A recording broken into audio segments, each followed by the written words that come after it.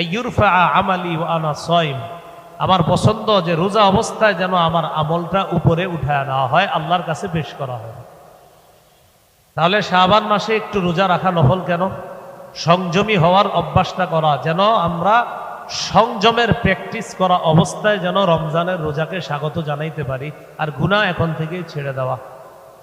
আজকে এই মজলিসে সবচেয়ে গুরুত্বপূর্ণ আলোচনা করবেন এবং পাগড়ি প্রদান করবেন শেখুল হাদিস মুফতি দিলাওয়ার হুসাইন মোহতামিম শেখুল হাদিস জামিয়া ইসলামিয়া মসজিদুল আকবর কমপ্লেক্স মিরপুর 1 ঢাকা, তত্ত্বাবধায়ক জামিয়াতুস সুন্নাহ ঢাকা।